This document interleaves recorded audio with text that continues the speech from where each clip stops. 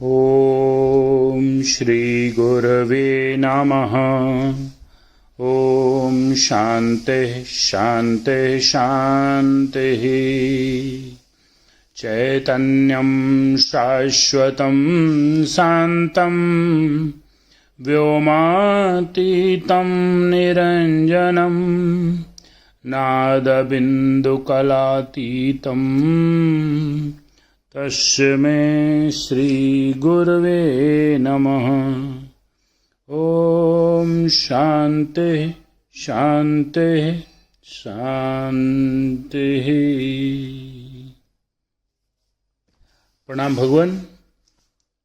स्वामी विवेकानंद जी के दिव्य ग्रंथ ज्ञान योग के अध्याय ब्रह्म एवं जगत से, जो 1896 में लंदन में दिए गए व्याख्यान से लिया गया है,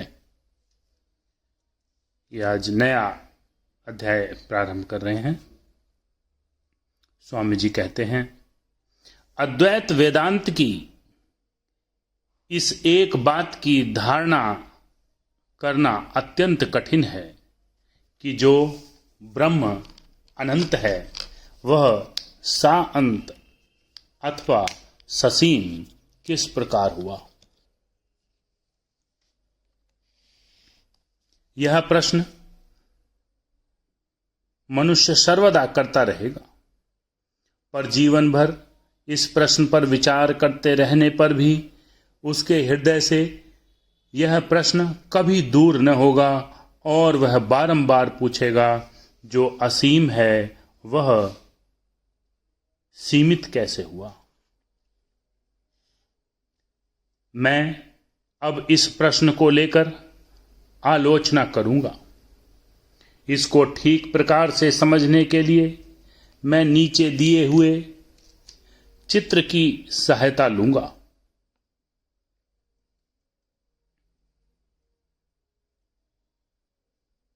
जिसमें एक डायग्राम बनाया गया है। कै ब्रैकेट में लिखकर लिखा गया है ब्रह्म, फिर गै में लिखा गया है देश काल निमित्त, और कै में लिखा गया है जगत। इस चित्र में कै है ब्रह्म और कै है जगत। कै सबसे नीचे दिखाया गया है और ब्रह्म को सबसे टॉप पे दिखाया गया है। ब्रह्म ही जगत हो गया है। यहां पर जगत शब्द से केवल जड़ जगत ही नहीं, अपितु सूक्ष्म तथा आध्यात्मिक जगत, स्वर्ग नरक, वास्तव में जो कुछ भी है सबको इसके अंतर्गत लेना होगा। मन एक प्रकार के परिणाम का नाम है, शरीर एक दूसरे प्रकार के परिणाम का नाम है, इत्यादि इत्यादि। इन सब को लेकर अपना यह जगत निर्मित हुआ है। यह ब्रह्म कै देश काल निमित्त गै में से होकर आने से जगत कै बन गया है। यही अद्वैतवाद की मूल बात है। हम देश काल निमित्त रूपी कांच में से ब्रह्म को देख रहे हैं और इस प्रकार नीचे की ओर से देखने पर ब्रह्म हमें जगत के रूप में दिखाई देता है। इससे यह स्पष्ट है कि जहां ब्रह्म है वहां देश काल निमित्त नहीं है। काल वहां नहीं रह सकता, क्योंकि वहां न मन है न विचार है। देश भी वहां नहीं रह सकता, क्योंकि वहां कोई बाह्य परिणाम नहीं है। जहां सत्ता केवल एक है वहां गति एवं निमित्त अथवा कार्य कारण भाव भी नहीं रह सकता। यह समझना और इसकी अच्छी तरह धारणा कर लेना यह हमारे लिए अत्यावश्यक है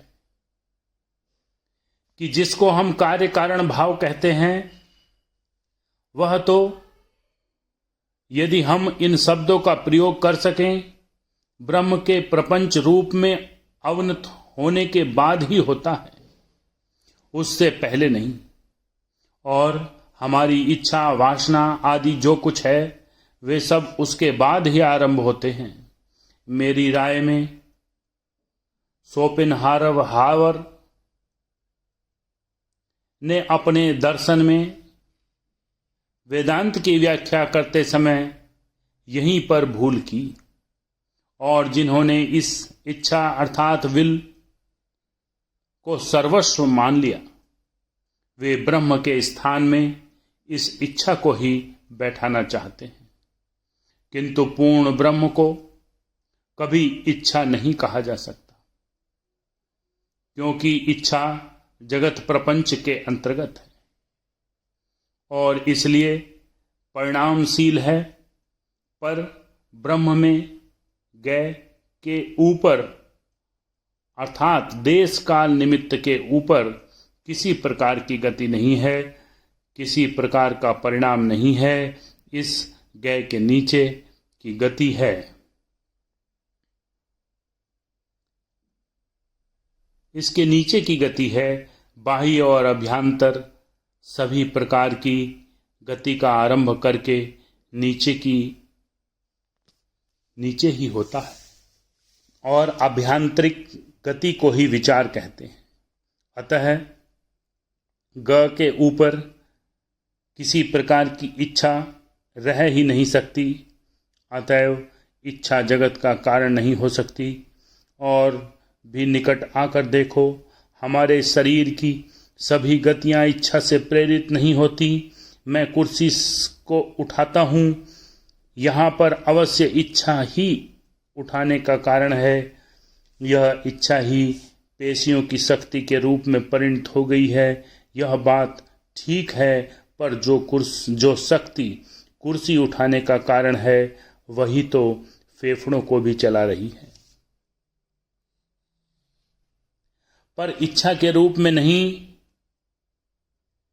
इन दोनों शक्तियों को एक मान लेने पर भी जिस समय वह चेतना की भूमि में आती है, उसी समय इच्छा कहलाती है। पर इस भूमि में आरोहण करने से पहले उसे इच्छा नाम से पुकारना भूल होगी। इसी से शोपेनहावर के दर्शन में बड़ी भ्रांतियां पैदा हो गई।